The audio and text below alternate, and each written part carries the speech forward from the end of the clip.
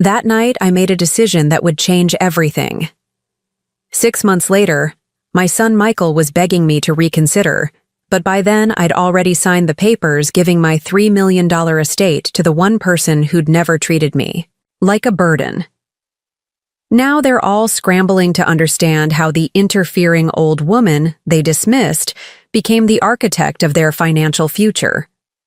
Before we begin, make sure to like and subscribe, and tell me in the comments. Have you ever had family treat you like you were invisible just because of your age? Share your story below. I'm Eleanor Whitmore, and at 70 years old, I thought I'd earned the right to speak my mind at family gatherings. But apparently, in today's world, age and experience are liabilities rather than assets. Let me tell you how. I learned that lesson the hard way, and how it led to the most empowering decision of my entire life. My story begins 45 years ago, when I was a 25-year-old newlywed with dreams of a simple life as a wife and mother. I'd married Robert Whitmore, a good man who worked as a foreman at the Riverside manufacturing plant, and we'd settled into a modest 2-bedroom house in what was then the working-class neighborhood of Rosewood Hills. I'd planned to be a stay-at-home mother, maybe help with Robert's family's small bookkeeping business when the children were older. Life, as it often does, had different plans. When I was 35, Robert was killed in an industrial accident at the plant. A crane malfunction during a routine equipment move crushed him instantly, leaving me with 3 children, Michael, 12, Sarah, 9, and David, 6, and absolutely no idea how I was going to survive financially. The plant's insurance settlement was modest, enough to cover Robert's funeral and pay off our mortgage, but not nearly enough to support a family of 4 indefinitely. I had a high school diploma, some basic bookkeeping experience from helping Robert's father with his small appliance repair shop, and 3 grieving children who needed stability more than they needed anything else in the world. The widow's pension was barely enough to cover groceries, and I quickly realized that if we were going to make it, I'd need to figure out how to earn a real living. That's when I discovered I had a talent for numbers and an intuitive understanding of how money worked. I started by offering bookkeeping services to small businesses around Rosewood Hills, the corner grocery store, the local auto repair shop, a small restaurant that was struggling to track their expenses. I charged modest fees because I was learning as much as I was helping, but word spread quickly that Eleanor Whitmore could organize financial chaos and help small business owners understand where their money was actually going. Within 2 years, I had enough clients to support my family. Within 5 years, I'd earned my CPA certification through night school while the kids did homework at the kitchen table beside me. By the time Michael graduated high school, I'd established Whitmore and Associates as one of the most trusted accounting firms in our growing suburb. The business grew because I understood something that many accountants didn't. Small business. Owners and middle-class families needed more than just tax preparation and bookkeeping.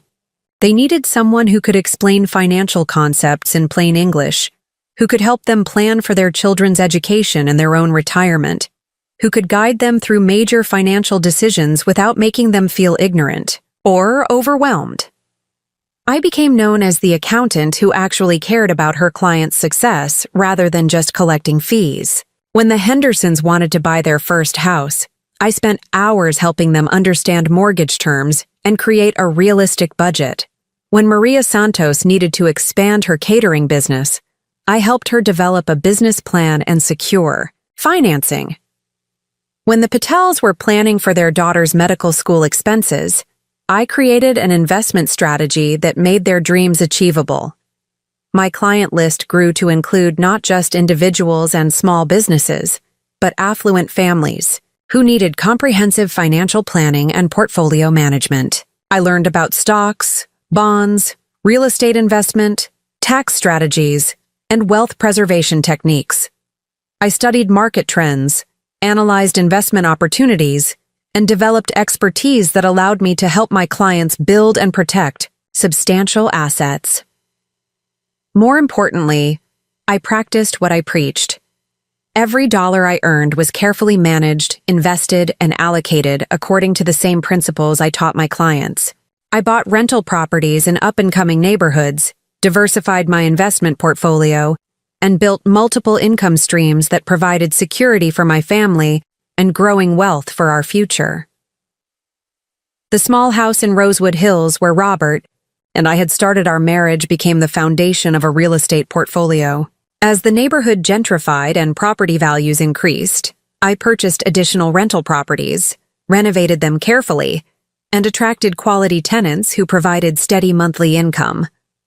I bought stocks in companies I understood, bonds that provided steady returns, and mutual funds that offered growth potential with managed risk.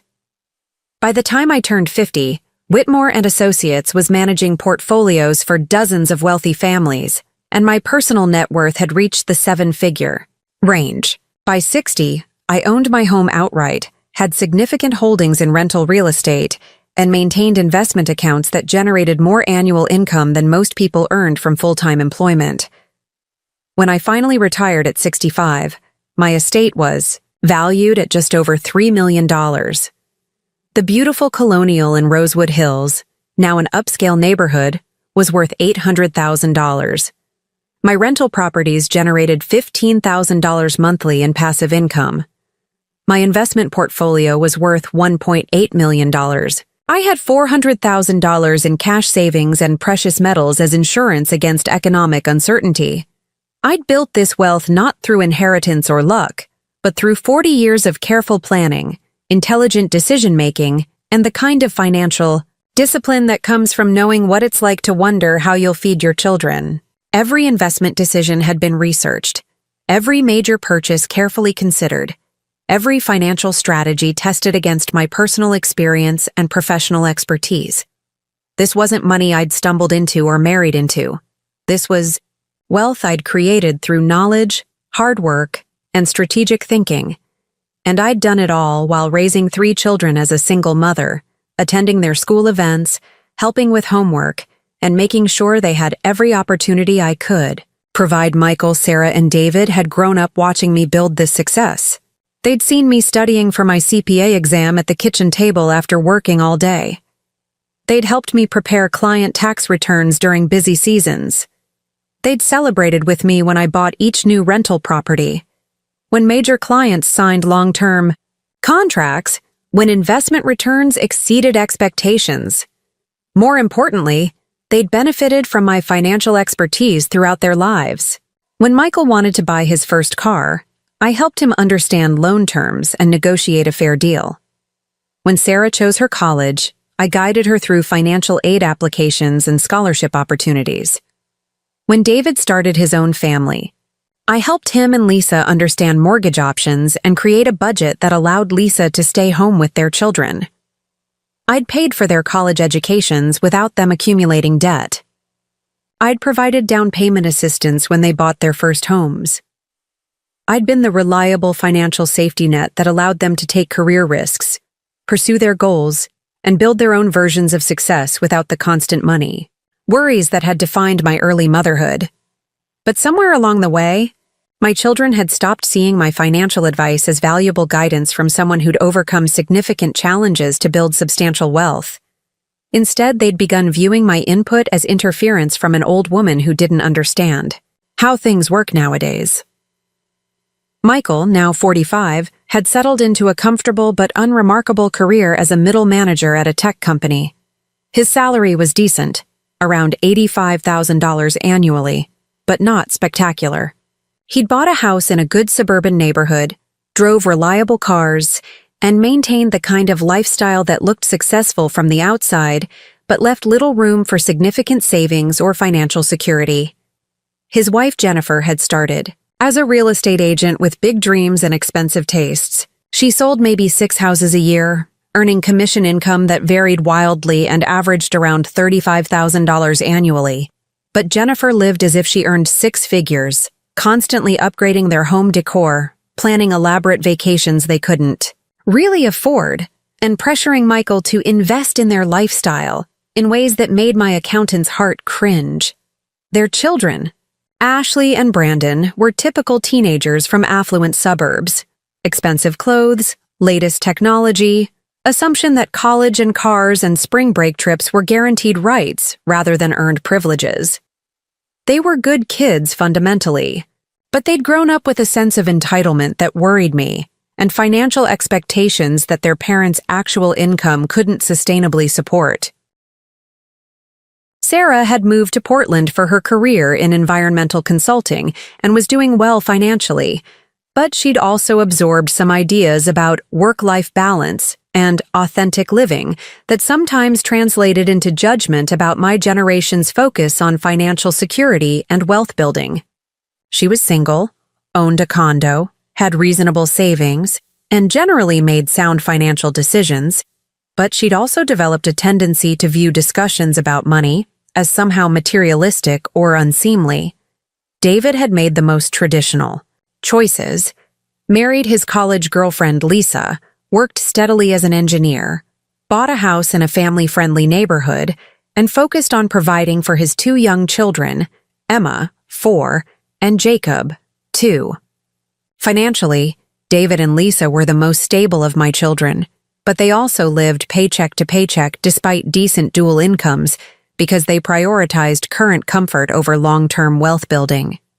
What frustrated me wasn't their life choices. I was proud of all 3 of my children and the adults they'd become.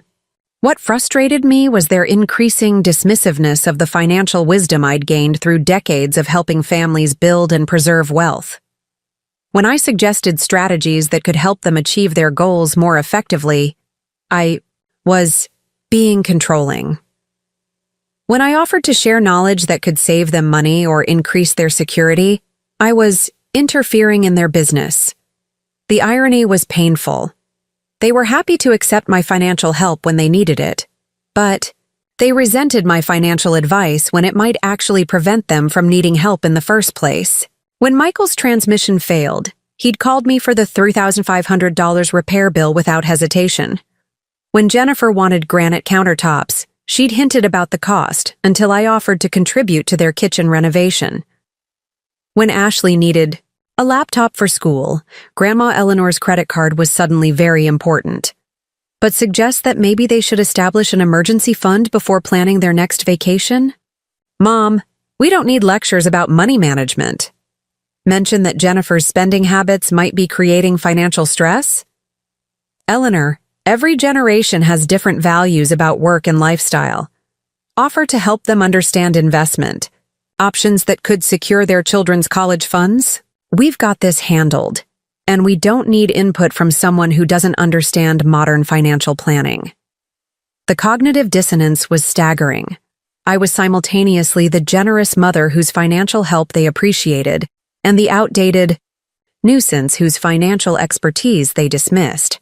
I was old-fashioned when I suggested budgeting strategies, but very useful when they needed money for unexpected expenses. My business success was admirable in the abstract, but my specific knowledge about wealth building was somehow irrelevant to their modern lives.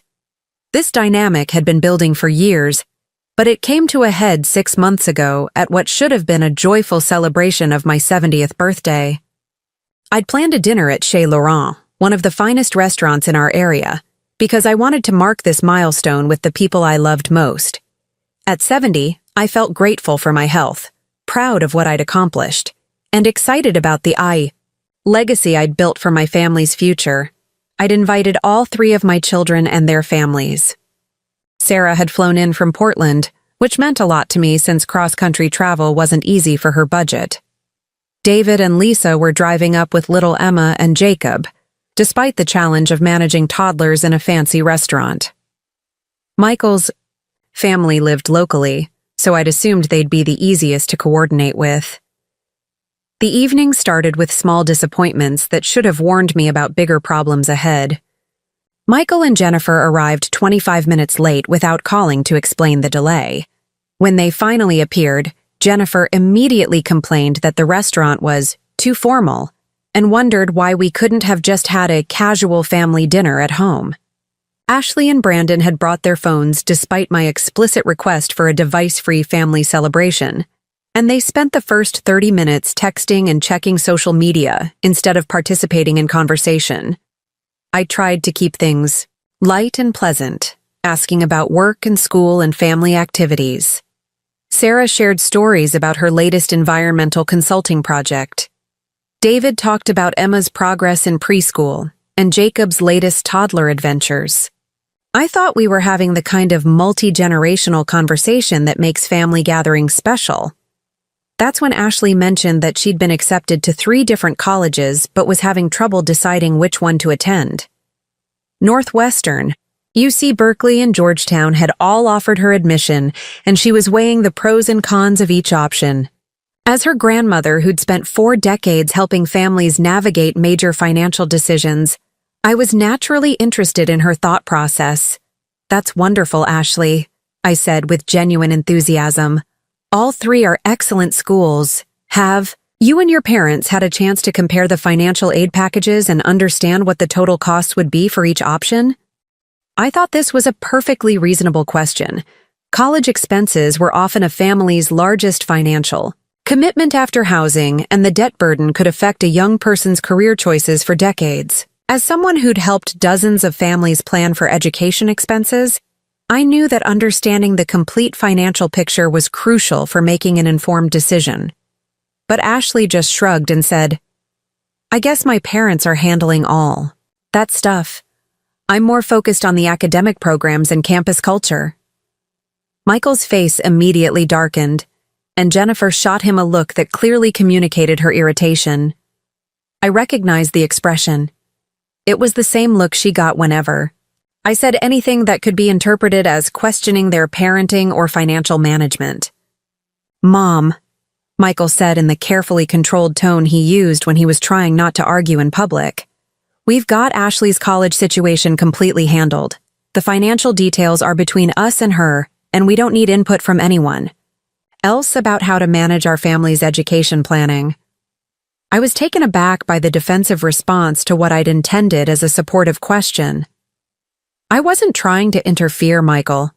I was just asking because I remember how overwhelming all the financial aid paperwork can be. If you'd like any help understanding the different offers or planning for the costs, I'm happy to share what I've learned from helping other families go through this process." "That's exactly what we're talking about," Jennifer interrupted, her voice carrying the sharp edge it always had when she was building up to say something hurtful. "You automatically assume that we need your help, that we can't handle our own family's decisions without guidance from someone who doesn't understand how college admissions work in 2024. The implications stung. As if my decades of experience helping families with financial planning was irrelevant because I was old. As if the fact that I'd successfully navigated college planning for 3 children and dozens of clients somehow didn't apply to current situations. As if being 70 meant I couldn't possibly understand modern financial concepts, despite the fact that I'd been adapting to economic changes for my entire career. "I'm not assuming you need help," I said, trying to keep my voice calm and reasonable. "I'm offering to share knowledge if it would be useful. College costs have increased dramatically since you were students, and the financial aid system has become much more complex. I've helped several families recently who were surprised by hidden costs and debt implications they hadn't fully understood. See, that's the problem right there," Michael said, his voice getting louder despite the upscale restaurant setting. "You think that because you ran an accounting business in the 1980s and 1990s, you're automatically qualified to give advice about everything. College planning is more sophisticated now than when you were dealing with these issues. An accounting business in the 1980s and 1990s. As if Whitmore and Associates had been some small-town bookkeeping service instead of a respected CPA firm that had managed complex portfolios for wealthy families. As if I'd stopped learning and adapting when I turned 60. As if my professional expertise had an expiration date that coincided with my retirement. Michael, I've been a licensed CPA for over 30 years, and I managed investment portfolios until I retired 5 years ago," I said, my voice still calm but with an edge of irritation creeping in. "I'm not talking about college admission strategies. I'm talking about financial planning. which is my area of professional expertise. But if you prefer to handle everything independently, that's certainly your choice. That's when Michael said the words that changed everything between us forever. Mom, you need to understand something. You're 70 years old. You're from a completely different generation, and you don't understand how things work in the modern world. We appreciate everything you've done for our family over the years, but you need to accept that we're adults who can make our own decisions about our own lives. You're old. You need to stay out of our lives and let us handle our own affairs without constant interference from someone who doesn't understand current realities. The restaurant seemed to go completely silent around our table, though I'm sure the other diners continued their conversations. Sarah looked absolutely shocked and opened her mouth to argue, but Michael held up his hand to stop her before she could speak. I'm not trying to be cruel, he continued, his voice taking on the patronizing tone adults use with difficult children. I'm being honest about a problem that's been building for years. Mom has always had control issues, and it's gotten worse as she's gotten older. She can't accept that we're capable adults who don't need her input on every decision we make. We can't live our lives constantly accommodating her need to be involved in matters that don't concern her. Jennifer nodded approvingly, clearly pleased that Michael was finally standing up to his controlling mother. It's hard to have these conversations, but Michael's absolutely right. Eleanor, you raised your children and lived your life. You made your choices and built your success. Now it's our turn to raise our children and live our lives. We need to do that without constant input and judgment from someone who doesn't understand how families operate in 2024. I looked around the table at the faces of my family, the people I'd sacrificed for, worried about, and loved unconditionally for decades. Sarah was furious and clearly wanted to defend me, but she was outnumbered and visiting from 3,000 miles away. David looked deeply uncomfortable, but wasn't going to challenge his older brother in public, especially with his small children present. Ashley and Brandon were still staring at their phones, probably embarrassed by the adult conflict, but not invested enough to engage with it. Lisa, David's wife, was focused on keeping Emma and Jacob quiet and entertained, clearly wanting to stay out of family drama that didn't directly involve her. The little ones were the only people at the table who seemed genuinely happy to be there, completely oblivious to the tension surrounding them. But it was the expression on Michael's face that broke my heart completely. Not anger or frustration, which I could have understood and argued with. Instead, I saw cold, calculated dismissal. He'd made a conscious decision that his mother's opinions, experience, and feelings were inconvenient obstacles to his preferred way of living. I wasn't a person deserving of respect or consideration. I was a problem to be managed and contained. The woman who'd worked 2 jobs to pay for his college education was now too old to understand modern financial planning. The mother who'd built a successful business from nothing was somehow unqualified to offer guidance about wealth building. The grandmother who'd provided financial safety nets for his entire adult life was being told that her knowledge and experience were unwanted burdens. You know what, Michael? I said quietly, my voice steady despite the crushing pain in my chest. You're absolutely right. You are adults, and you can certainly handle your own affairs without any input from me. I apologize for offering unwanted advice and for assuming that my experience might be valuable to people I care about. I placed my napkin carefully on the table, stood up slowly, and looked at each of them one final time. Thank you all for coming to my birthday dinner. I hope you enjoy the rest of your evening, and I hope everything works out exactly as you've planned. Then I walked out of Chez Laurent with as much dignity as I could manage, got into my car, and drove home to my empty house in Rosewood Hills. I sat in my kitchen, the same kitchen where I'd studied for my CPA exam while my children did homework, where I'd planned investment strategies that built our family's wealth, where I'd celebrated every milestone and worried through every challenge of their growing up years. And for the first time since Robert's death 45 years earlier, I felt completely alone. But I wasn't alone, I realized. There was someone who'd never made me feel like a burden, never dismissed my opinions as irrelevant, never treated my age as a disqualification for having valuable thoughts and feelings. Someone who'd been trying to tell me for months that I deserved better treatment than I was accepting from people who took my love for granted. I walked to my address book and found the phone number I'd been meaning to call for weeks. Catherine Rodriguez, my nurse, had become much more than a healthcare provider over the past 2 years.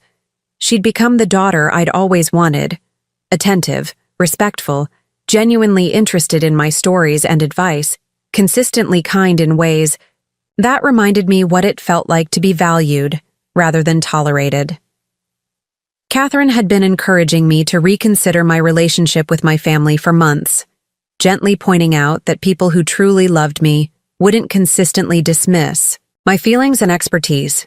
She'd been urging me to think about what I really wanted my legacy to be, and whether leaving my wealth to people who didn't respect my wisdom was the best way to honor the work I'd done to build that wealth. That night, I called Catherine and asked if she'd like to have coffee the following morning. I told her I had some important decisions to make about my future, and I wanted to discuss them with someone who actually valued my judgment and cared about my well-being. Michael thought he was establishing boundaries and asserting his independence. Instead, he'd shown me exactly where my own boundaries needed to be drawn. He'd made it clear that my love and support were welcome, but my opinions and experience were not. He'd demonstrated that he saw me as a convenient resource rather than a respected family member, and he'd given me the clarity I needed to make the most important financial decision of my life. Because if my own son could dismiss me as too old to understand modern realities, maybe it was time for him to learn some very old-fashioned lessons about consequences, respect, and the difference between entitled expectations and earned inheritance. The next morning, I woke up in my empty house with a clarity I hadn't felt in years. The pain from Michael's words was still there, sharp and immediate, but underneath it was something I hadn't experienced since Robert's death 45 years ago. The absolute certainty that my life was about to change in ways I couldn't yet imagine.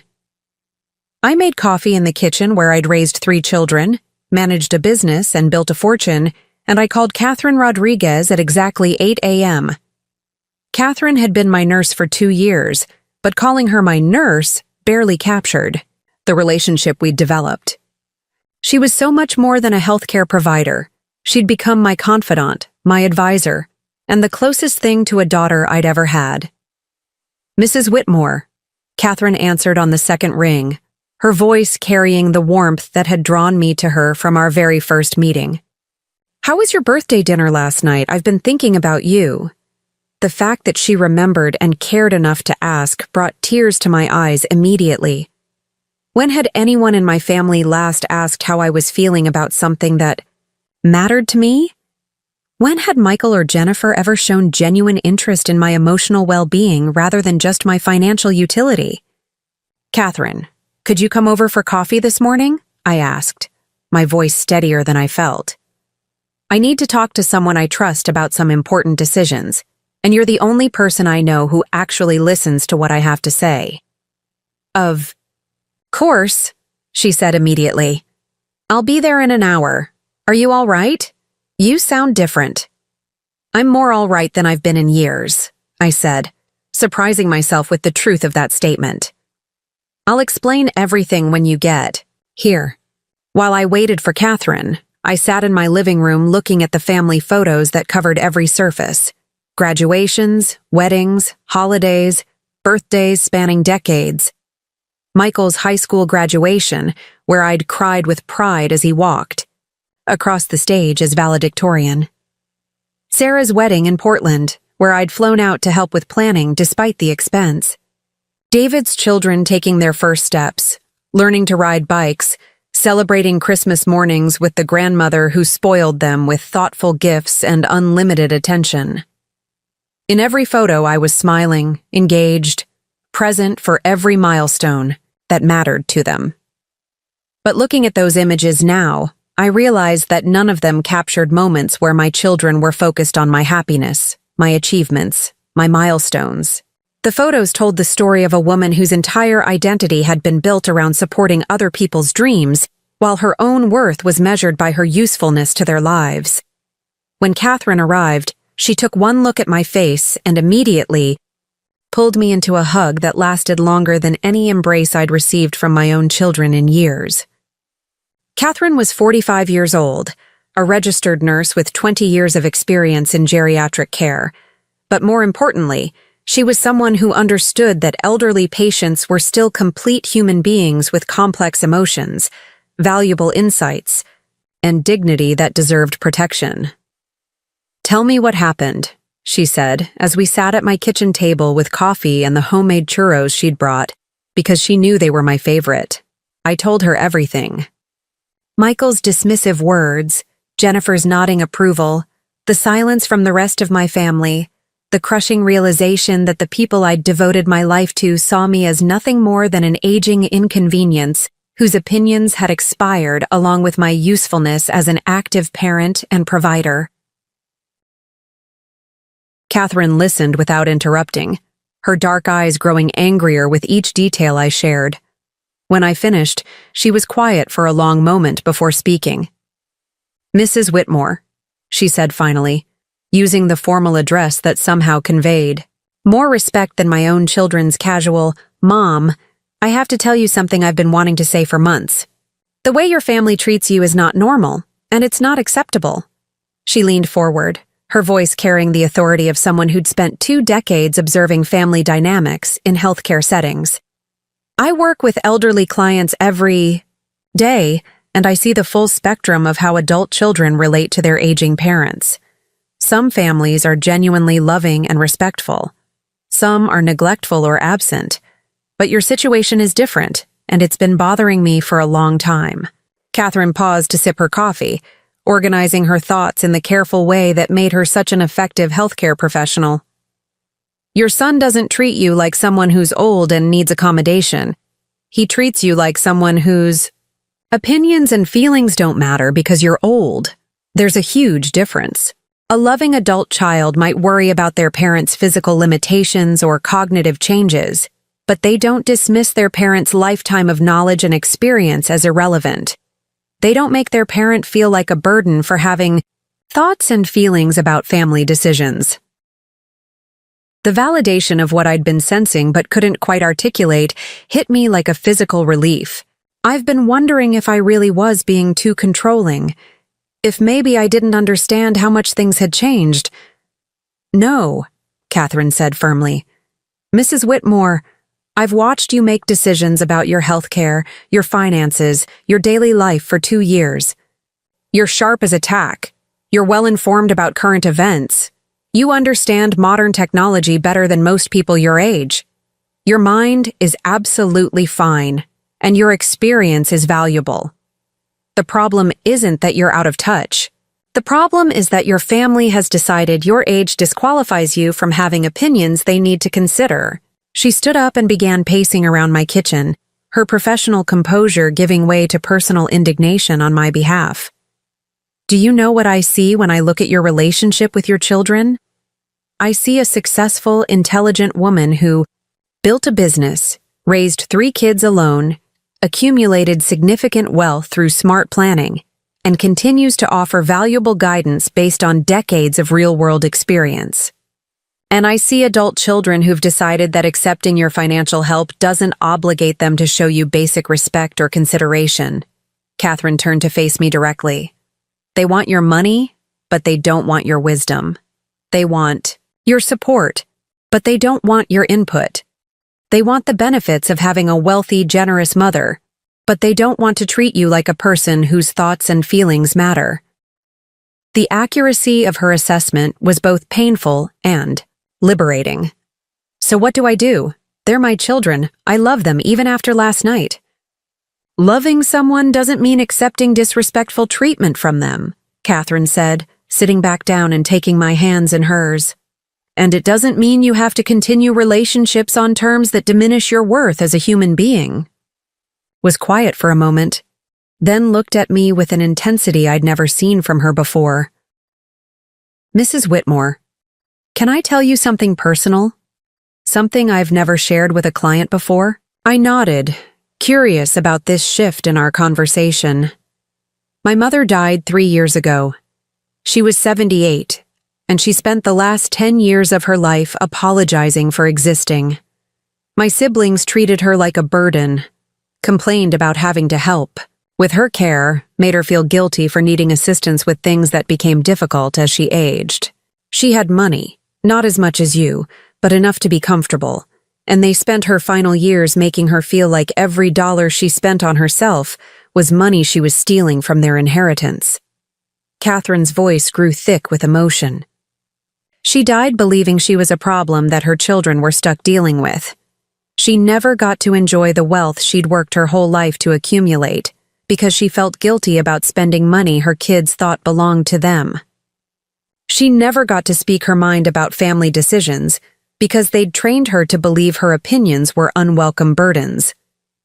Tears were running down Catherine's face now, and I found myself crying as well. For her mother, for myself, for all the elderly women who'd been taught that aging meant accepting diminishment. I became a geriatric nurse because of her, Catherine continued, because I wanted to help other older women maintain their dignity and autonomy in ways my mother never could. And Mrs. Whitmore, watching your family treat you the way they do, it breaks my heart because you're everything my mother could have been if she'd had the strength to demand better treatment. What are you saying I should do? I asked, though I was beginning to understand where this conversation was leading. Catherine took a deep breath and looked me directly in the eyes. I'm saying you have power you're not using. You have options you're not considering. And you have the right to make decisions about your life and your legacy based on who actually values and respects you, not just who happens to share your DNA. She stood up again and walked to my kitchen window, looking out at the gardens I'd maintained for 30 years. You know what I've learned in 20 years of healthcare? The people who age with dignity and happiness are the ones who refuse to accept disrespectful treatment just because it comes from family members. They're the ones who build relationships with people who see their value, who appreciate their wisdom, who treat them like complete human beings instead of aging inconveniences. Catherine turned back to me with a slight smile that I'd never seen before, not her professional, caring nurse smile, but something more personal and strategic. Mrs. Whitmore, you told me once that you have no debt, significant liquid assets, and an estate worth over $3 million. Is that correct? Yes, I said, wondering where she was going with this. And this estate is currently set to be inherited by your 3 children? That's right. Equal thirds, with additional provisions for the grandchildren's education. Catherine nodded thoughtfully. And Michael made it very clear last night that he doesn't want your input or guidance about his family's decisions. He wants you to stay out of their lives and let them handle their affairs independently. He did. Then maybe it's time to take him at his word, Catherine said quietly. Maybe it's time to let him handle his affairs completely independently, including the financial consequences of his choices. The implication hit me like lightning. Catherine, are you suggesting...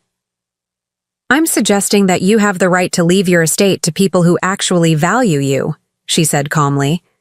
People who treat you with respect and kindness. People who appreciate your wisdom instead of dismissing it. People who see you as a complete human being instead of an aging ATM they're obligated to tolerate. She sat back down and took my hands again. Mrs. Whitmore, you worked for 40 years to build wealth that will outlive you. Why should that wealth go to people who've made it clear they don't respect the woman who created it? Why should Michael benefit financially from dismissing you as too old to understand modern realities? Why should Jennifer profit from treating you like an interfering burden? The questions were ones I'd never allowed myself to consider, but they felt revolutionary in their simplicity. But they're my children. And you'll always love them, Catherine said gently. But love doesn't require financial reward for disrespectful behavior. Love doesn't mean you have to ignore how they actually treat you. Love doesn't obligate you to pretend that hurtful actions don't have consequences. Catherine paused, then continued with the kind of careful professionalism that told me she'd thought about this conversation many times before having it. Mrs. Whitmore, what if I told you there was another option? What if instead of leaving your estate to people who dismiss your value, you could leave it to someone who genuinely appreciates everything you've accomplished? Someone who listens to your stories, values your advice, and treats you with the respect you've earned? What are you saying? I'm saying that over the past 2 years, you've become more than a client to me. You've become the mother figure I lost 3 years ago. You've given me guidance about my own financial planning, encouraged me to pursue additional certifications in my field, supported me through a difficult breakup, and treated me with more consistent kindness than I've received from anyone else in my adult life. Catherine's voice grew stronger and more confident. You've told me repeatedly that I'm like the daughter you never had. Well, Mrs. Whitmore, you're like the mother I wish I'd been able to protect and honor while she was alive. The mother I should have encouraged to value herself as much as she valued everyone else. I stared at her, beginning to understand the magnitude of what she was suggesting. Are you proposing that I change my will? I'm proposing that you consider all your options, Catherine said carefully, including the option of leaving your estate to someone who has consistently demonstrated love, respect, and appreciation for who you are as a person. Someone who would honor your legacy by using your wealth in ways that reflect your values and your wisdom.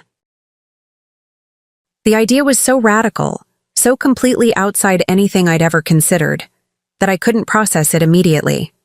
Leave my $3 million estate to Catherine instead of my children? Disinherit Michael, Sarah, and David because of one terrible conversation? But it wasn't one conversation, I realized. It was years of dismissive treatment, years of being valued for my financial contributions while my opinions and feelings were systematically devalued. It was a pattern of behavior that had culminated in Michael's cruel words, but hadn't started there. Catherine, I said slowly, if I were to consider something like this, what would that mean for you? It would mean I could do things your children will never think to do, she said without hesitation. It would mean I could establish a scholarship, fund in your name for single mothers pursuing business degrees. It would mean I could donate to organizations that support elderly women's dignity and autonomy. It would mean I could invest your wealth in ways that create positive change in the world, the way you did when you were actively managing your business. Catherine's eyes lit up with genuine enthusiasm as she continued. Mrs. Whitmore, imagine if your legacy wasn't just money passed down to people who took your generosity for granted. Imagine if your legacy was a foundation that helped other women achieve the kind of success you built, or programs that ensured elderly people were treated with respect instead of being dismissed as burdens. The vision she was painting was compelling, in ways I hadn't anticipated.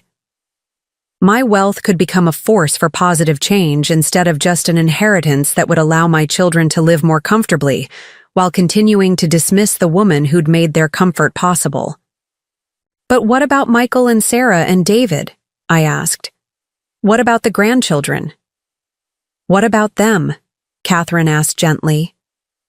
Michael made it very clear that he doesn't want your involvement in his life. He's 45 years old with a decent job and no debt because you paid for his education. Sarah is successful in her career and financially stable. David is doing well and has never depended on your money for his daily expenses. None of them are struggling or in need of financial rescue. She was right. My children were all functional, adults who'd benefited enormously from my support throughout their lives but weren't dependent on inheritance for their survival or success. As for the grandchildren, Catherine continued, Ashley is intelligent and capable. She'll succeed in college and career based on her own efforts, not because she inherited money she didn't earn. Brandon will learn the value of work and achievement, instead of expecting financial rewards simply for existing. Emma and Jacob will grow up understanding that love and money are separate things, and that respect must be earned rather than assumed. The more Catherine talked, the more sense her perspective made. You're saying that leaving them money might actually be harmful? I'm saying that giving people money they haven't earned for accomplishments they haven't achieved can rob them of the motivation to develop their own strength and character, Catherine said. Your children have become comfortable dismissing you, partly because they know your love comes with financial benefits, regardless of how they treat you. Removing those benefits might teach them to value relationships for intrinsic rather than financial reasons. We talked for 3 more hours, exploring every aspect of what such a dramatic change would mean. Catherine shared stories from her healthcare experience about families that had been destroyed by inheritance conflicts, and families that had been strengthened by elderly relatives who'd made unconventional but wise decisions about their legacies. She told me about clients who'd left their estates to charities, caregivers, or friends who'd shown genuine love and respect during their final years. She described the peace these clients had felt, knowing their wealth would be used by people who shared their values, rather than people who felt entitled to financial rewards simply because of genetic relationships. Mrs. Whitmore, Catherine said, as our conversation began to wind down, you don't have to make any decisions today, but I want you to consider one question. If you could design your legacy to reflect the values and principles that guided your life, what would that look like? The question stayed with me after Catherine left. I spent the rest of the day walking through my house, looking at the material evidence of 40 years of careful planning and wise decision-making. The house itself, elegant and comfortable, but not ostentatious. The artwork I'd collected from local artists whose careers I'd wanted to support. The library filled with books about business, investing, and personal development that had guided my professional growth. Everything in my home reflected thoughtful choices made by someone who understood the difference between wealth and materialism, someone who valued substance over status, someone who'd used money as a tool for creating security and opportunity rather than simply accumulating possessions. Did I want that wealth to go to people who'd never shared those values? People who saw money as something to spend rather than something to invest? People who valued lifestyle and appearances over financial security and long-term planning? That evening, I called my attorney, James Harrison, who'd been handling my legal affairs for 15 years. James was in his early 60s, a respected estate planning lawyer who'd helped me structure my investments and update my will multiple times as my circumstances changed. "Eleanor," James said when his secretary put me through. "How nice to hear from you. How was your birthday celebration?" "Educational," I said dryly. "James, I need to schedule an appointment to discuss some significant changes to my estate planning. Can you see me this week?" "Of course. Is everything all right? Has your health situation changed?" "My health is fine," I said. "But my perspective on how I want my legacy structured has evolved considerably. I need to explore some options I've never considered before." "I see," James said, his tone becoming more formal and professional. "This sounds like something we should discuss in detail. Can you come in Thursday morning at 10? "Perfect. And James? I'll be bringing someone with me, Catherine Rodriguez, my nurse. She's become family to me in ways that my actual family apparently isn't interested in being." There was a pause on James's end, the kind of silence that suggested he was beginning to understand the nature of my call. Estate planning attorneys had seen every variety of family drama, and they knew the signs when clients were reconsidering fundamental assumptions about inheritance. "I'll look forward to meeting Ms. Rodriguez," James said carefully. "And Eleanor? Whatever you're considering, we'll make sure it's structured properly and that all your options are fully explored before you make any final decisions." "Thank you. James, I have a feeling this is going to be a very interesting conversation." After hanging up, I sat in my kitchen one more time, looking at the phone where I'd received so many calls from my children over the years.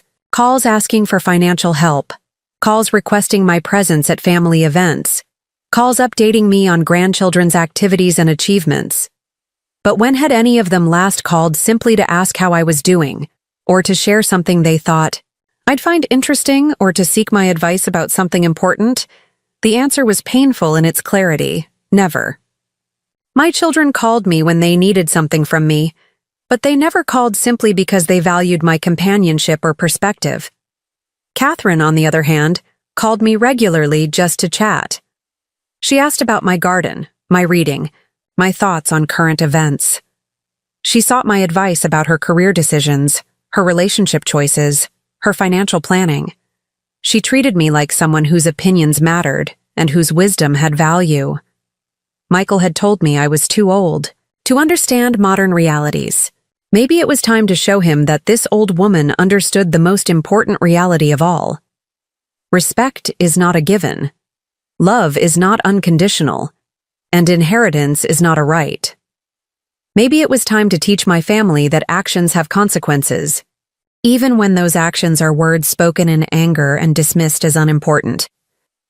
Maybe it was time to ensure that my legacy reflected my values rather than just my DNA. Thursday morning couldn't come soon enough. Thursday morning arrived with the kind of crisp autumn air that made everything feel possible. I dressed carefully for my appointment with James Harrison, a navy blue suit that conveyed the seriousness of a woman making important decisions about millions of dollars, paired with the pearl necklace Robert had given me for our 10th anniversary. I wanted to look like someone whose judgment should be respected, not someone whose age made her vulnerable to poor decision-making. Catherine arrived at my house at 9:30, looking equally professional in a charcoal gray dress and blazer that emphasized her role as a healthcare professional rather than just a companion. She carried a leather portfolio that, I would soon learn, contained documentation that would prove crucial to our conversation with James. "Are you ready for this?" Catherine asked as we drove toward downtown Millbrook, where James Harrison's law firm occupied the top 2 floors of the historic Merchants Building.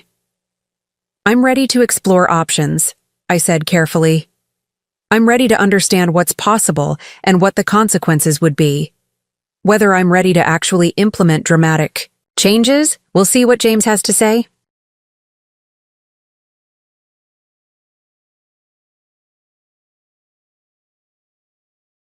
Harrison, Blackwood, and Associates had been handling my legal affairs since I'd first needed sophisticated estate planning 15 years earlier. James Harrison was a partner in his early 60s who specialized in complex estate planning for high net worth individuals. He'd seen every variety of family drama, inheritance dispute, and unconventional bequest decision that wealthy families could produce. The law firm's offices reflected the kind of understated elegance that successful attorneys cultivated. Mahogany paneling, Persian rugs, law books that were actually read rather than just displayed for effect. James's personal office overlooked the town square where I'd first opened Whitmore and Associates 40 years earlier, a coincidence that felt symbolically appropriate for the conversation we were about to have. "Eleanor," James said as his secretary showed us into his office. "It's wonderful to see you again. And you must be Catherine Rodriguez. Eleanor mentioned that you've become an important part of her life." Catherine shook James's hand with the confidence of someone accustomed to professional interactions. "Thank you for including me in this meeting, Mr. Harrison. Mrs. Whitmore has become very important to me as well, and I want to make sure her interests are fully protected in whatever decisions she makes." James gestured for us to sit in the comfortable chairs arranged around a small conference table near his office windows.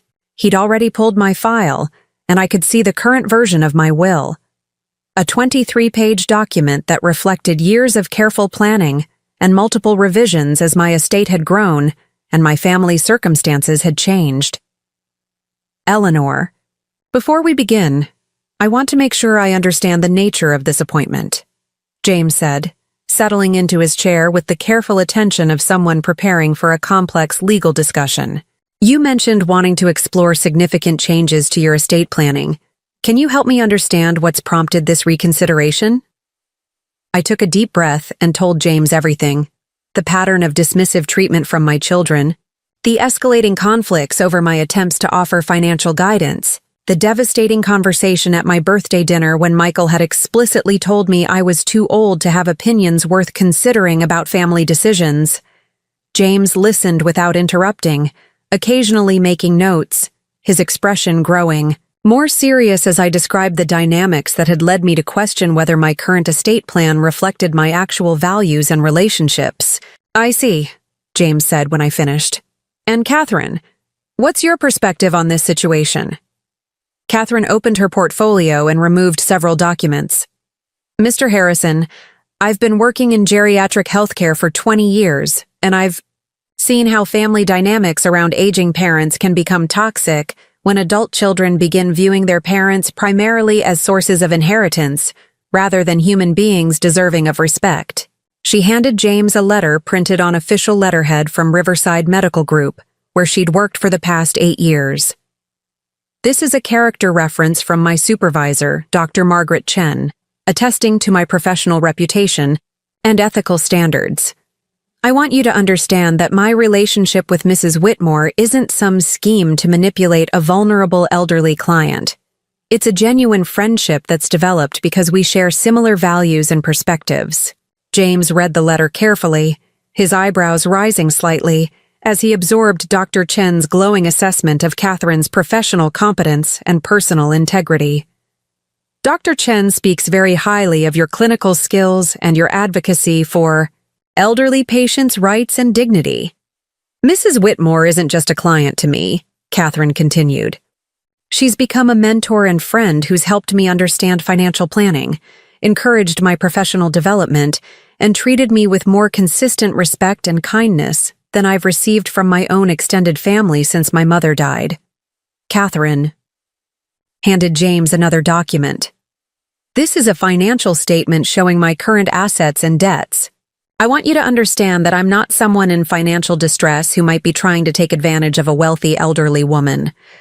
I own my own home, have substantial savings, and earn a good living from my nursing practice." James studied Catherine's financial statement, and I could see him processing the information. Catherine owned a modest but well-maintained house worth about $180,000, had $85,000 in savings and retirement accounts, and carried no debt except her mortgage. She was clearly someone who managed money responsibly and lived within her means. Exactly the kind of person who could be trusted with significant financial responsibility. "Catherine, these documents suggest that you're financially stable and professionally respected," James said. "But I need to ask directly, are you encouraging Mrs. Whitmore to change her will in ways that would benefit you financially?" "Yes," Catherine said without hesitation, "but not for the reasons you might assume."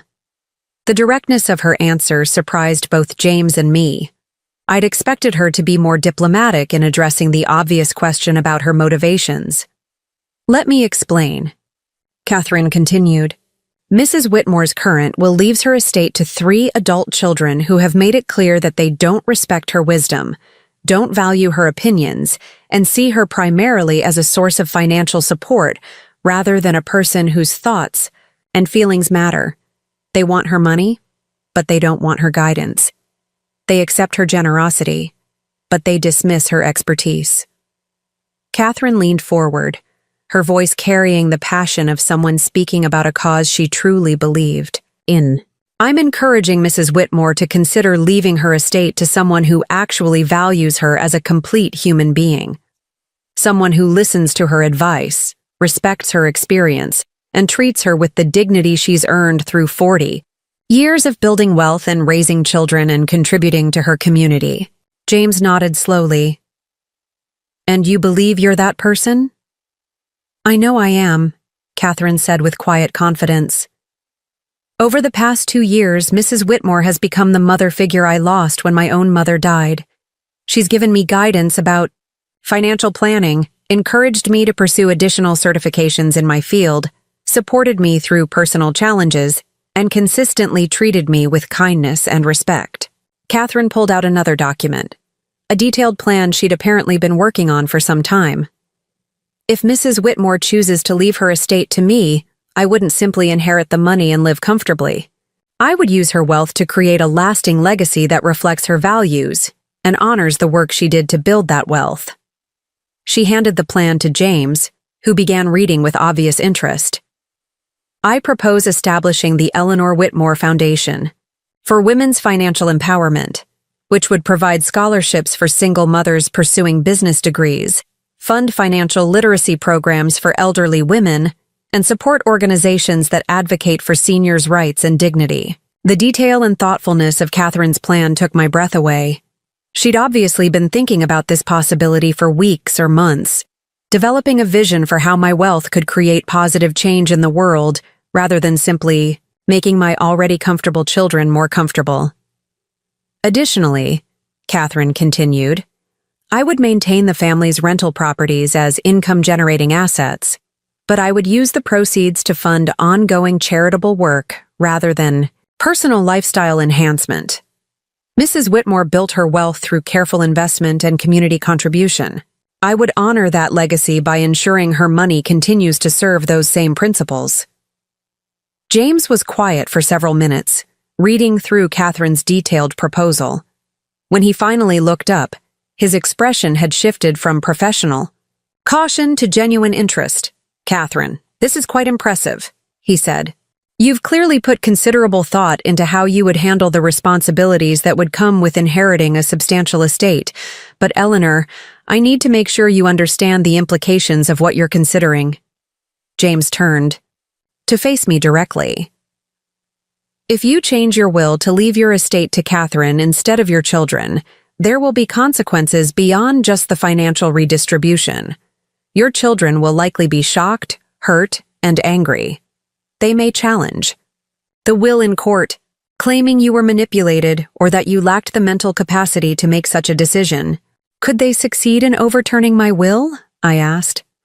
Unlikely, given your obvious mental competence and the detailed documentation we would create about your decision-making process, James said. But they could create expensive legal battles.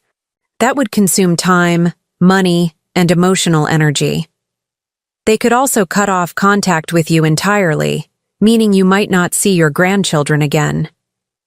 The possibility of losing access to Ashley, Brandon, Emma, and Jacob was painful to consider. Despite my conflicts with their parents, I loved my grandchildren and had hoped to remain part of their lives as they grew up.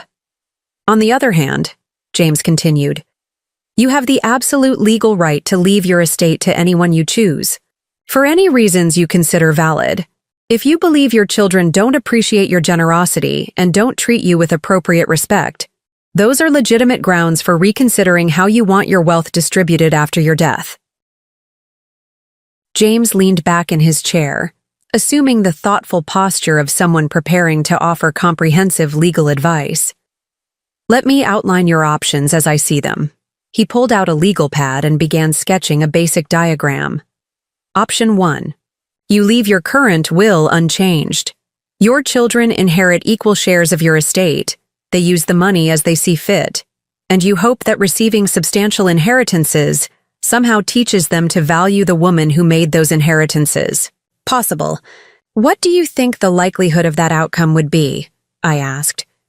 James's expression suggested he'd seen this scenario play out many times before. In my experience, people who take someone's generosity for granted while that person is alive tend to take inherited wealth for granted as well. Inheritance rarely changes fundamental character traits or relationship dynamics. He made another note on his pad. Option 2. You modify your current will to include conditions that require your children to demonstrate specific behaviors or meet certain criteria before receiving their inheritances.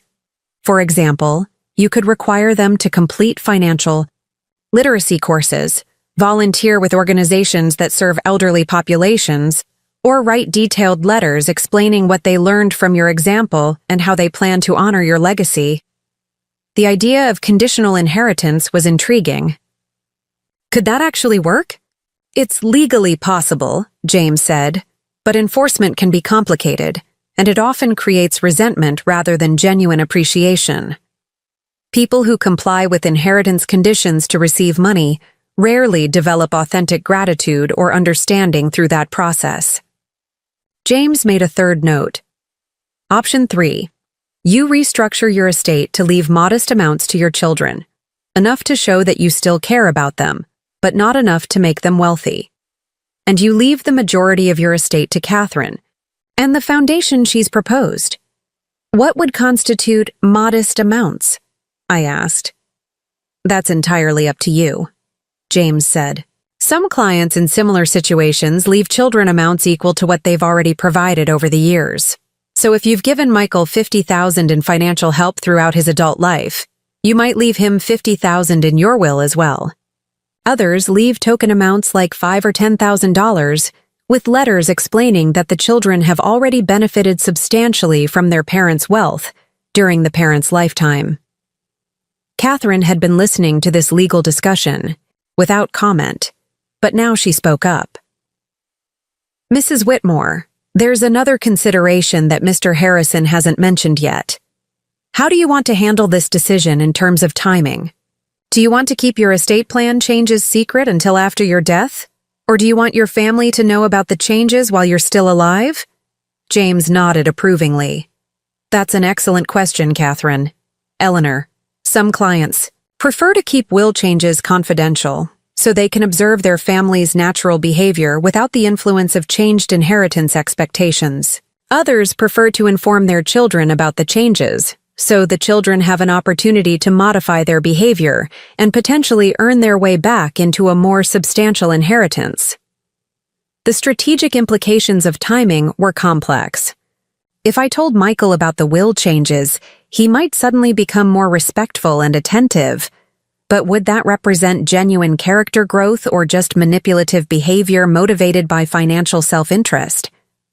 If I kept the changes secret, I'd know that any improved treatment was authentic, but I'd also miss the opportunity to see whether my children were capable of learning and growth when faced with real consequences for their actions. What do you recommend? I asked James. Based on what you've told me about your family dynamics, I'd suggest a hybrid approach, James said. We create the new will immediately, with the bulk of your estate going to Catherine and the foundation, and modest amounts going to your children. We document your decision-making process thoroughly to prevent successful legal challenges. Then, we give your family a limited opportunity to demonstrate changed behavior. James began sketching out a timeline on his legal pad. You could inform them about the will changes in 3 months, giving them notice that their inheritances have been dramatically reduced because of their treatment of you, but offering them the possibility of earning restoration to your original will if they demonstrate sustained, genuine respect and appreciation over a significant period, say, 2 years. The idea of giving my children a chance to earn their inheritances through improved behavior appealed to me. It would test whether they were capable of treating me better when they understood that their financial future depended on it, and it would give me the satisfaction of seeing them work to rebuild relationships they'd damaged through neglect and dismissiveness. What would happen if I died during that 2-year testing period? I asked. We would structure the will so that your estate disposition would depend on their behavior up to the point of your death, James explained. If they'd demonstrated sustained improvement, they could inherit according to your original intentions. If they continued treating you poorly, Catherine would inherit as planned. It gives them motivation to change while protecting your right to reward or withhold inheritances based on how they actually treat you. Catherine was taking notes on everything, James said, but she looked up with a slight smile. I like this approach because it puts the power back in Mrs. Whitmore's hands. Instead of her having to accept poor treatment because family is family, her children would have to earn their inheritances by demonstrating that they actually value her as a person. James spent the next hour walking us through the specific legal mechanisms that would be required to implement this strategy. We discussed trust structures, foundation establishment, documentation requirements, and challenge prevention measures. The legal complexity was substantial, but James assured us that everything we were considering was well within normal estate planning parameters. Eleanor, I want to emphasize one important point, James said as our meeting began to wind down. What you're considering isn't unusual or inappropriate. I've helped many clients restructure their estates when family relationships deteriorated, or when they decided their values weren't reflected in their original inheritance plans. The law explicitly recognizes your right to distribute your wealth according to your own judgment about who deserves to benefit from what you've worked to create. He pulled out a thick folder and handed it to me. These are examples of similar estate restructurings I've handled over the years, obviously with identifying information removed to protect client confidentiality. I want you to see that you're not the first person to face these issues, and you won't be the last. As I flipped through the folder, I saw will modifications, trust structures, and foundation establishments that reflected a wide range of family conflicts and value-based decisions. Wealthy parents who disinherited children for drug addiction, gambling problems, or abusive behavior. Successful business owners who'd left their companies to employees rather than family members who'd shown no interest in the work. Elderly. Clients who'd chosen to benefit caregivers, friends, or charitable organizations rather than relatives who'd provided financial expectations but not emotional support. The common thread in all these cases, James explained, is that the clients reached a point where they decided their legacy should reflect their values and relationships rather than just their biological connections.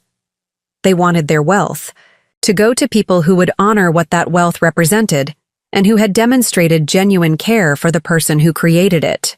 As we prepared to leave James's office, he handed us both detailed packets of information about next steps. If you decide to proceed with this estate restructuring, we'll need about 6 weeks to complete all the documentation.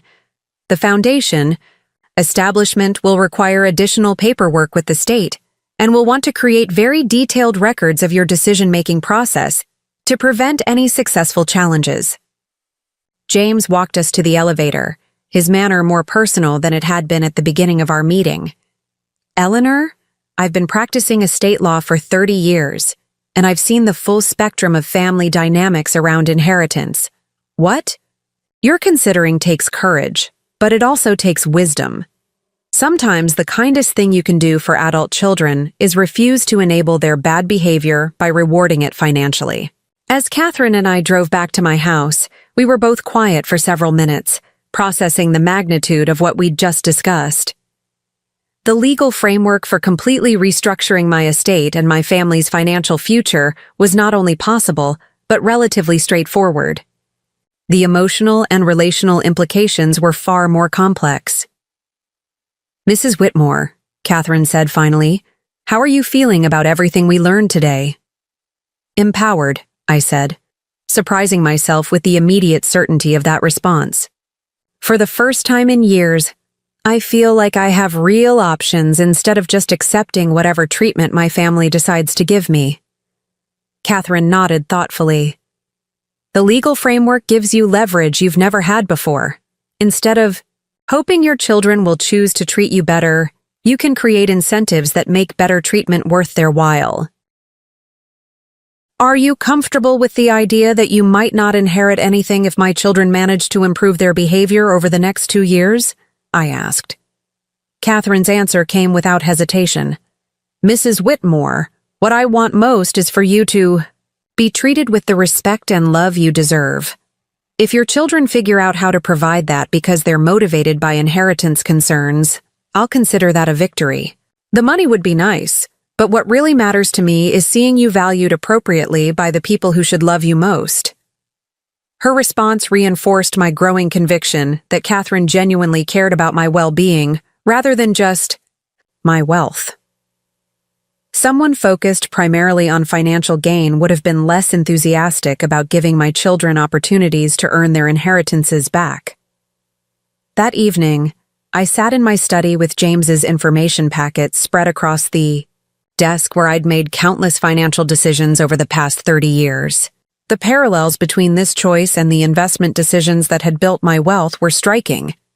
In both cases, I was evaluating potential returns based on demonstrated performance, allocating resources to maximize positive outcomes, and refusing to let emotions override strategic judgment. When I'd invested in real estate, I'd chosen properties in neighborhoods where I could see evidence of growth potential and responsible development. When I'd selected stocks, I'd researched Companies with strong management, ethical practices, and sustainable business models. When I'd chosen clients for my accounting firm, I'd worked with people who valued expertise, paid their bills promptly, and treated my staff with respect. My estate planning should follow the same principles. Instead of leaving money to people, based solely on genetic relationships, I should consider who had demonstrated the values, character, and appreciation that would make them good stewards of what I'd worked to create. Michael had made it clear that he didn't value my judgment, or want my input about important decisions. Jennifer had dismissed my professional expertise as outdated and irrelevant. Ashley and Brandon had been raised to see me as a source of gifts and financial support, rather than wisdom and guidance. Catherine, on the other hand, sought my advice about major decisions, respected my experience, appreciated my knowledge, and treated me with consistent kindness and consideration. She'd developed a thoughtful plan for using my wealth to create positive change in the world, and she'd demonstrated the financial responsibility and ethical standards that suggested she could be trusted with significant resources. The choice, when viewed through the lens of strategic investment rather than family obligation, was remarkably clear. I called James Harrison's office and left a message asking him to begin drafting the new estate plan we'd discussed. Then I called Catherine and asked if she'd like to have dinner the following evening to discuss the foundation planning in more detail. For the first time since my birthday dinner disaster, I felt like I was moving forward rather than just enduring whatever treatment my family decided to provide.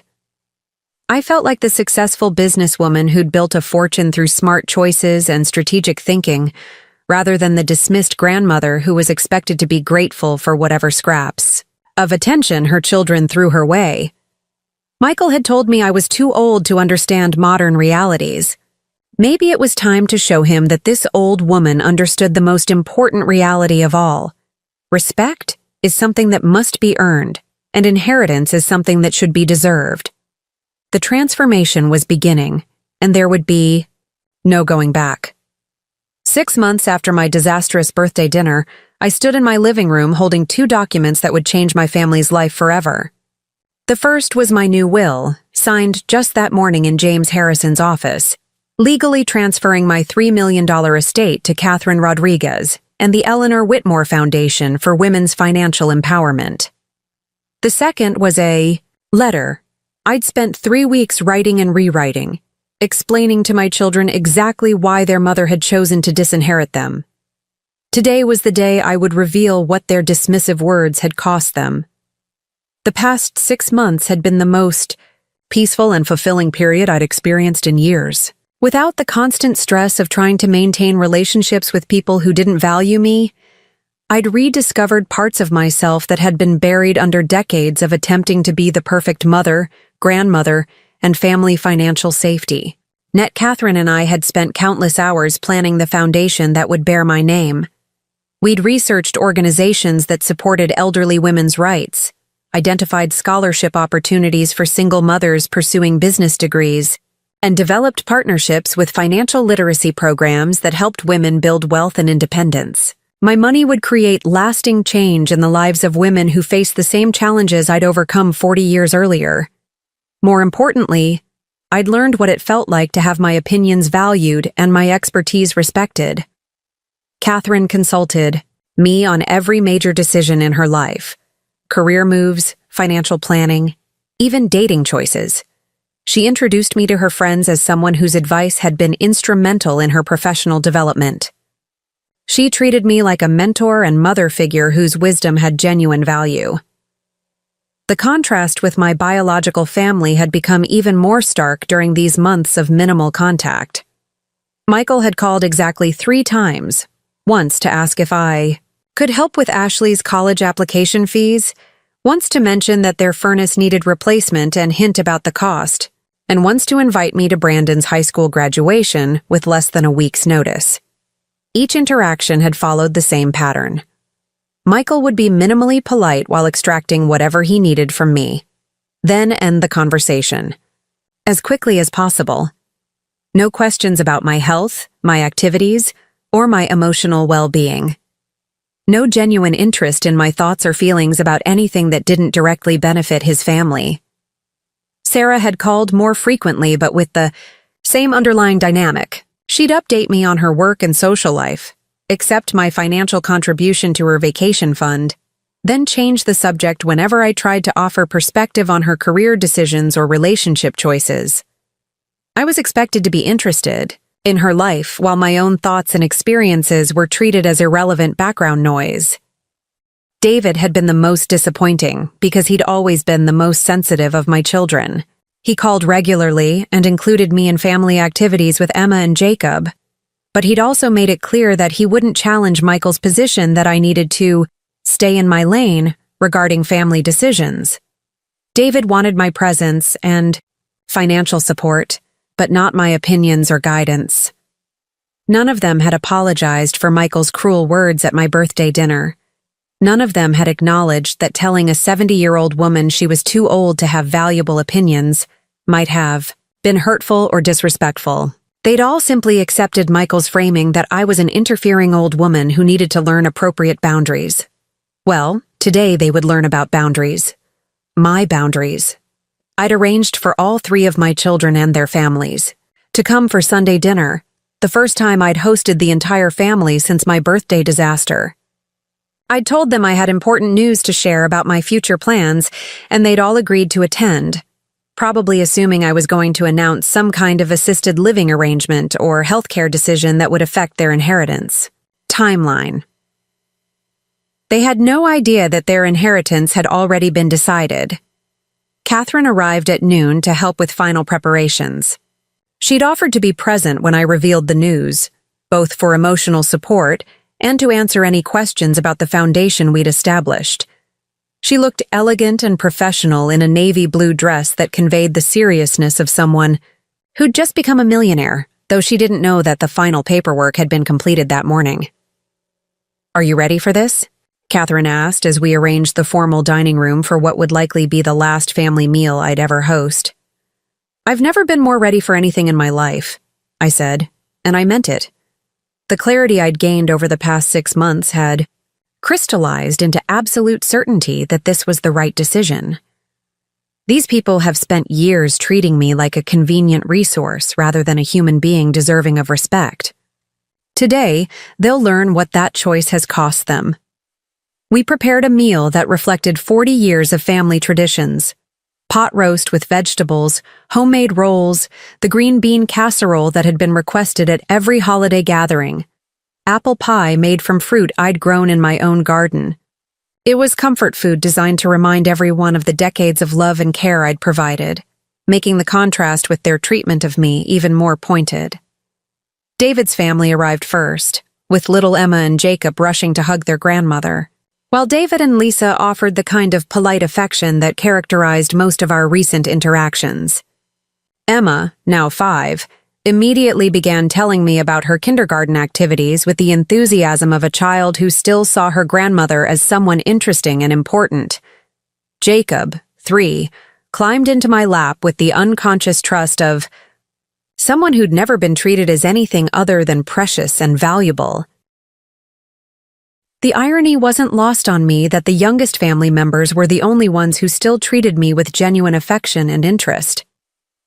Sarah arrived alone, having flown in from Portland specifically for this dinner. She seemed more subdued than usual, perhaps sensing that something significant was about to happen.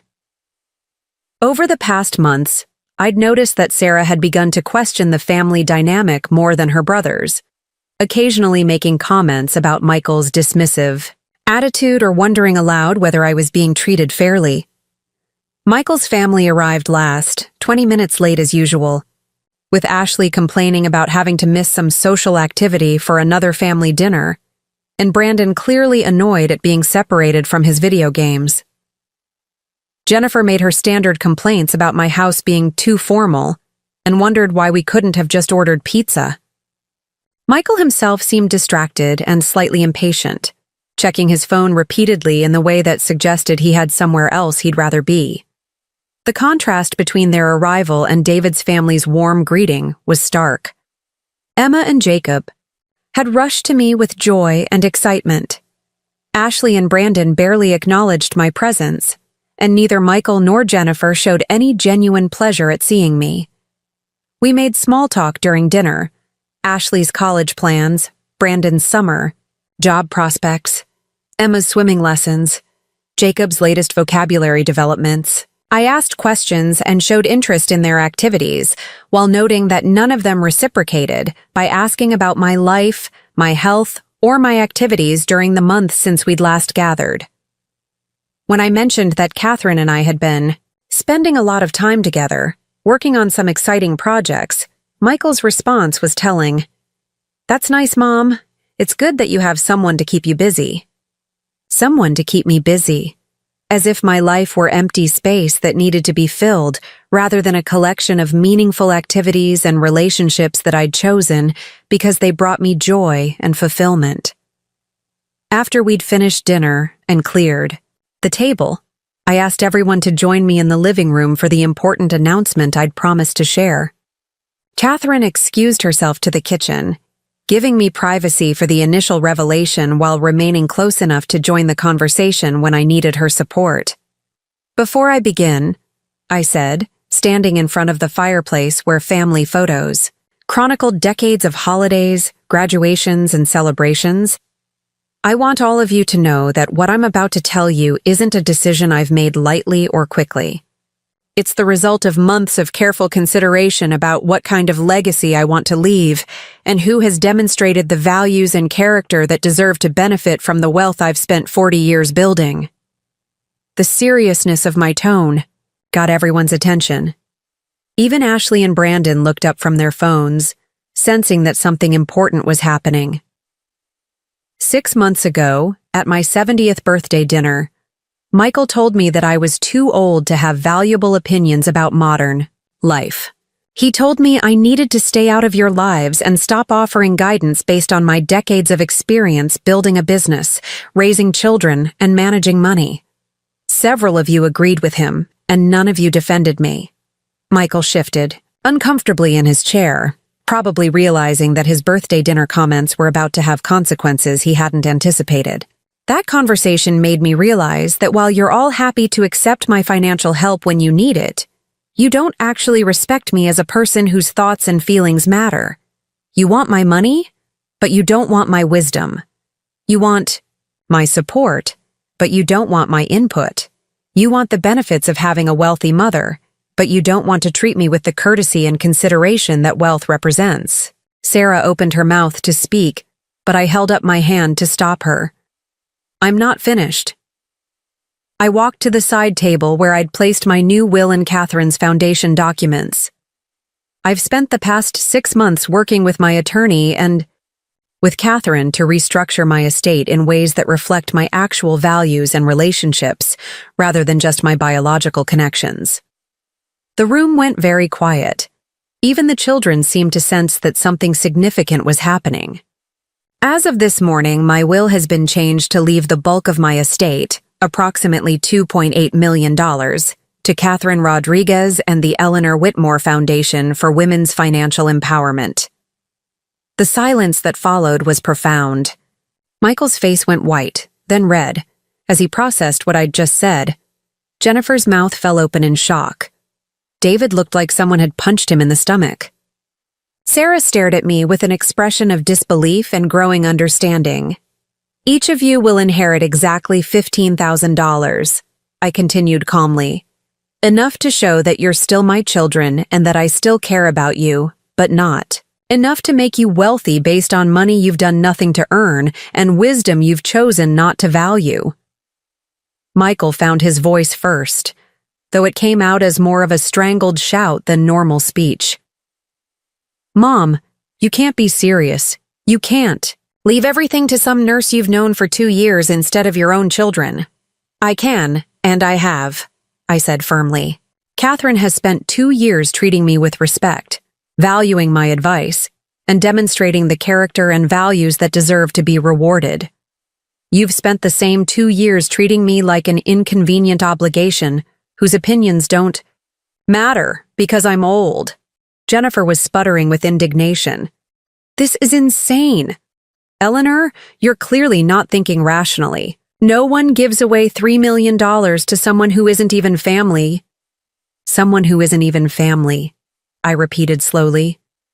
Catherine has been more family to me in 2 years than any of you have been in the past 5. She calls to check on me when she's not being paid to do it.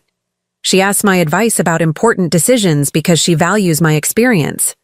She treats me like a human being whose thoughts and feelings matter. David finally found his voice, though it was shaky with emotion. Mom, I don't understand. We love you. We've always loved you. Love isn't just a feeling, David, I said gently. Love is how you treat people. Love is whether you show respect for their dignity and value their contributions to your life. Love is whether you defend them when they're being attacked or dismissed. I looked around the room at their shocked faces. When Michael told me I was too old to have valuable opinions, where was your love then, David?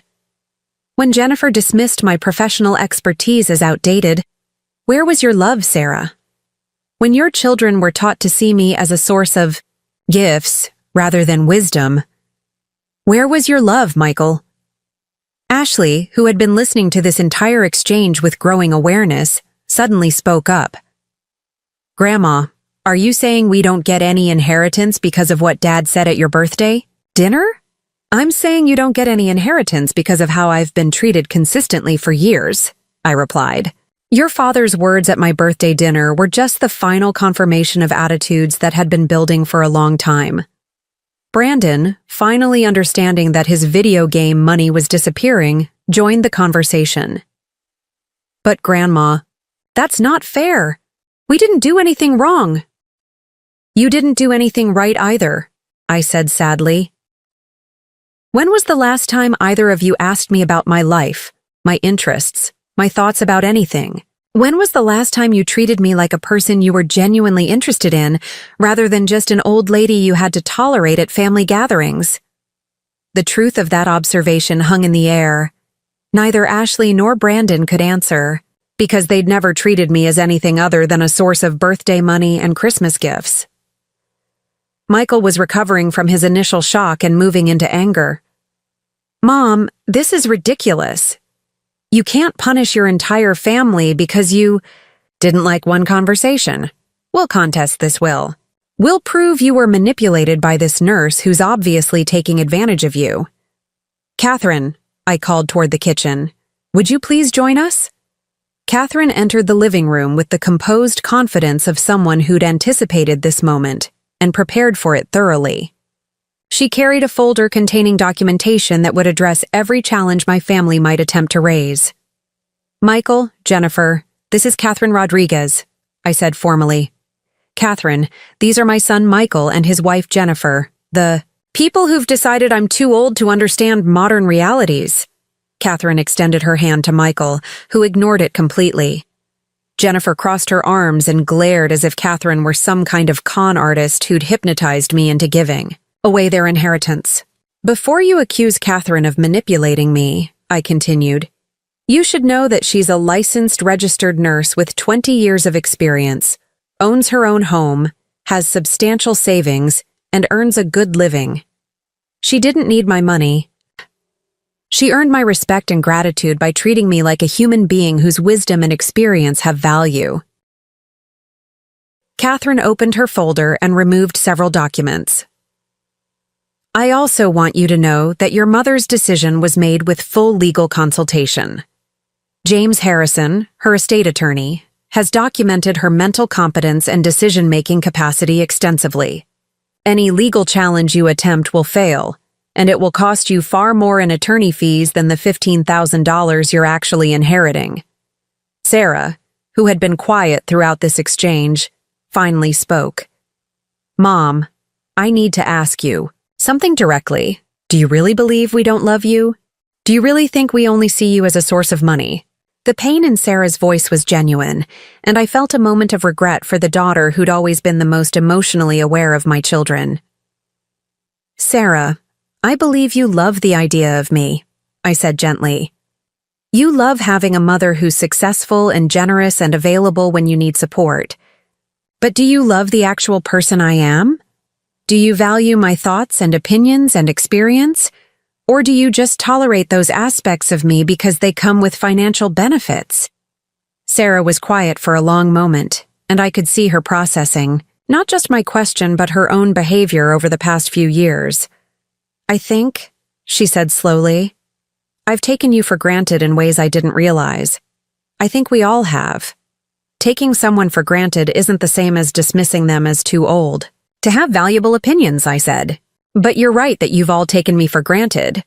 You've assumed my love and support would always be available regardless of how you treated me. Michael was pacing now, his anger building as he processed the magnitude of what he'd lost. This is unbelievable. Mom, we're talking about $3 million. You can't give away our inheritance to some stranger because your feelings were hurt. Your inheritance? I repeated. Michael, you didn't earn this money. You didn't make the investments, build the business, or create the wealth. This is my money, earned through my work and my decisions. You have no more right to inherit it than any other stranger on the street. But we're your children, Jennifer shouted. Family doesn't abandon family over hurt feelings. You're absolutely right, I said calmly. Family doesn't abandon family, but you abandoned me emotionally years ago. You turned me into nothing more than a convenient bank account with opinions you were obligated to tolerate. You stopped seeing me as a complete human being deserving of respect and consideration. Catherine had been listening to this exchange, without comment, but now she spoke directly to my family. I want all of you to understand something. Your mother didn't make this decision out of spite or hurt feelings. She made it because I've demonstrated the values and character that deserve to benefit from what she's worked to create. Catherine pulled out the foundation documents. The Eleanor Whitmore Foundation will provide scholarships for single mothers pursuing business degrees, fund financial literacy programs for elderly women, and support organizations that advocate for seniors' rights and dignity. Your mother's wealth will create lasting change in the lives of women who face the same challenges she overcame. Instead of going to people who took her generosity for granted, Catherine continued, her money will help women who understand the value of hard work, education, and financial independence. Instead of rewarding people who dismissed her wisdom, her legacy will honor the principles that guided her success. Michael turned on Catherine with pure fury. You manipulative bitch! You've brainwashed my mother into giving you our family's money. Michael, I snapped, my voice carrying the authority of someone who'd spent decades managing difficult people and situations. Do not speak to Catherine that way in my house. She has shown me more respect and kindness in 2 years than you've shown me in the past 5. Catherine remained calm despite Michael's verbal attack. Michael, I understand you're upset about losing money you expected to inherit, but maybe this is an opportunity to ask yourself why your mother felt more valued by a nurse she hired than by the children she raised. The room fell silent again as the truth of Catherine's statement sank in. Why had I felt more appreciated by someone I paid to provide health care than by the children I'd loved unconditionally for decades? David, who had been struggling with obvious emotional conflict throughout this conversation, finally found his voice. Mom, is there anything we can do? Any way to fix this? The vulnerability in David's question touched my heart. Of all, my children. He seemed the most genuinely distressed by what he was learning about our family dynamics rather than just angry about the money. David, the fact that you're asking that question gives me hope, I said softly. But the time for fixing this was 6 months ago, when Michael told me I was too old to have valuable opinions, and you all either agreed with him or stayed silent. I looked around the room at all of them. The time for fixing this was over the past 5 years, when you could have chosen to treat me with respect instead of taking my love and support for granted. The time for fixing this was every phone call when you could have asked about my well-being instead of just updating me on your needs. But what if we change? Ashley asked, speaking with more maturity than she'd shown all evening. What if we start treating you better? Can you change the will back? The The question showed that Ashley was beginning to understand the connection between actions and consequences, which gave me some hope for her future character development. "Ashley, that's a very thoughtful question," I said. "But here's what you need to understand. If you start treating me better because you want to inherit my money, that's not really better treatment. That's manipulation. Real respect and love aren't conditional on financial rewards." Catherine added gently, "Your grandmother deserves to be treated well because she's a person worthy of respect, not because she has money you want to inherit." The conversation continued for another hour, with various family members cycling through denial, anger, bargaining, and eventually something approaching acceptance. Sarah was the first to acknowledge that the family's treatment of me had been problematic, followed eventually by David's admission that he should have defended me more actively over the years. Michael and Jennifer never moved beyond anger and accusations, but that didn't surprise me. They'd been the most egregious in their dismissive treatment, and they had the most to lose financially from my decision. As the evening wound down and my family prepared to leave, the dynamic in the room had fundamentally shifted. I was no longer the accommodating mother who accepted whatever treatment her children chose to provide. I was a woman who demonstrated that disrespect had consequences and that my love and support were gifts to be earned rather than entitlements to be assumed. "Before you all go," I said as they gathered their things, "I want you to understand one final thing. This decision isn't about punishing you. It's about honoring the person I've worked my entire life to become. I built this wealth through principles of hard work, respect for others, and using money as a tool for positive change. I want my legacy to reflect those same principles." Catherine stood beside me as my family filed out of my house, most of them still too shocked to process fully what had happened. Emma and Jacob, too young to understand the adult conflict, hugged me goodbye with their usual enthusiasm. Ashley and Brandon were subdued but managed polite farewells. David hugged me longer than usual, whispering that he loved me and wanted to find a way to rebuild our relationship on better terms. Michael and Jennifer left without saying goodbye. After everyone had gone, Catherine and I sat in my living room, both emotionally exhausted from the confrontation, but also feeling a sense of completion and closure. "How do you feel?" Catherine asked. "Free," I said immediately. "For the first time in years, I feel completely free to be myself, without worrying about whether my thoughts and opinions will be acceptable to people who should have valued them unconditionally." Catherine smiled. "And now what happens?" "Now, we build something beautiful with the foundation," I said. "We help women who face the same challenges I overcame 40 years ago. We create opportunities for people who understand the value of hard work and education. We make sure my money continues to make a positive difference in the world." I looked around my living room, seeing it now as the home of a woman who'd taken control of her own destiny rather than accepting whatever treatment others chose to provide. "And Catherine, thank you for helping me remember that respect isn't optional, that dignity isn't negotiable, and that love without consideration isn't really love at all." 6 months later, Michael called me for the first time since that Sunday dinner.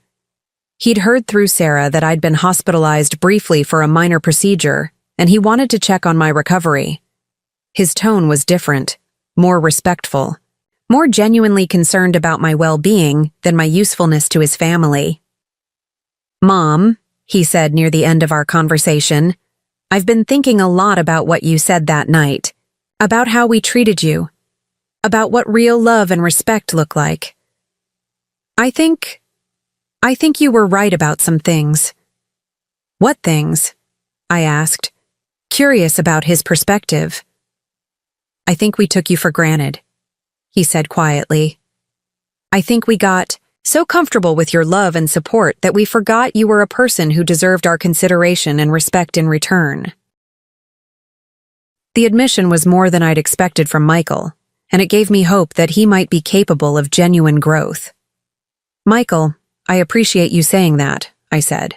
"It means a lot to know that you've been reflecting on our family dynamics." "Mom, is there any chance I mean, would you consider... He trailed off, unable to finish the question about inheritance restoration. Michael, if you want to rebuild our relationship, I'm open to that, I said gently. But it has to be because you value having me in your life, not because you want access to my money. The will isn't changing, but our relationship could improve if you're genuinely committed to treating me with respect. He was quiet for a moment. I think I'd like to try. Not for the money. I mean, obviously I wish that was different, but I think I'd like to try to be a better son. Then let's start with something simple, I said. Why don't you come over for dinner next Sunday? Just you, no agenda other than spending time together and talking about things that matter to both of us. I'd like that, Michael said, and for the first time in years, he sounded like the son I'd raised rather than the entitled adult who'd dismissed me as too old to matter. 3 years have passed since I restructured my estate and revealed that decision to my family. The Eleanor Whitmore Foundation has provided scholarships to 47 single mothers pursuing business degrees, funded financial literacy programs in 12 communities, and supported advocacy organizations that have successfully lobbied for stronger protections for elderly people's rights and dignity. My relationships with my children have evolved in different directions. Sarah moved back to the East Coast and visits regularly, having genuinely committed to rebuilding our relationship based on mutual respect rather than financial expectation. David never wavered in his love, and our relationship has deepened as he's made conscious efforts to value my wisdom and experience. Michael's journey has been more complex, but he's made genuine progress in learning to see me as a complete person, deserving of consideration rather than just a resource for his family's benefit. Our relationship will never be what it might have been if he'd learned these lessons earlier, but it's become something authentic and meaningful. Catherine and I have become true family, not through genetics, but through choice, respect, and shared values. She manages the foundation with intelligence and integrity, ensuring that my wealth continues to create positive change long after I'm gone. More importantly, she's given me the experience of being genuinely valued and appreciated for who I am, rather than what I can provide. The most unexpected outcome has been my grandchildren's evolving understanding of what happened and why. Ashley, now in college on an academic scholarship she earned through her own merit, has thanked me for teaching her that respect must be earned and that money shouldn't be expected simply because of family relationships. Brandon has become more thoughtful about how he treats elderly people, having learned that dismissing someone because of their age can have serious consequences. Emma and Jacob, still young, simply love their grandmother unconditionally. But they're growing up in a family that's learned to value wisdom and experience rather than taking them for granted. Sometimes people ask me if I regret my decision to disinherit my children in favor of Catherine and the foundation. The answer is simple. I've never regretted any decision that resulted in my being treated with dignity and respect rather than being taken for granted. Michael told me I was too old to understand modern realities. He was wrong. The most important reality, in any era, is that every person deserves to be valued for their wisdom, respected for their experience, and treated with kindness regardless of their age. My son thought he was putting me in my place when he dismissed me as irrelevant. Instead, he helped me find my place, not as someone begging for scraps of attention from people who saw me as a burden, but as someone whose legacy would reflect her values and whose final years would be spent with people who genuinely appreciated her worth. If you're watching this video because someone in your life has made you feel invisible, irrelevant, or too old to matter, I want you to remember something. You have more power than you think. You have the right to decide who benefits from your love, your support, and your resources. You have the right to demand respect from people who want access to what you've worked to create. Family is important, but family isn't a free pass to treat people badly. Love is precious, but love without respect isn't really love at all. And sometimes the most loving thing you can do is show people that their actions have consequences, even when those people share your DNA, you're never too old to change your life. You're never too old to demand better treatment, and you're never too old to show people that underestimating you was the biggest mistake they ever made. What's your story? Have you ever had family treat you like you didn't matter because of your age? Have you ever had to choose between accepting disrespect and protecting your dignity? Share your experiences in the comments below, and remember, you have more power than you think. Like and subscribe for more stories about turning life's worst moments into powerful transformations. Because sometimes the people who hurt us the most end up teaching us exactly how strong we really are. And remember, respect isn't optional, dignity isn't negotiable, and you're never too old to rewrite your story. Up next, you've got 2 more standout stories right on your screen. If this one hit the mark, you won't want to pass these up. Just click and check them out. And don't forget to subscribe and turn on the notification bell so you don't miss any upload from us.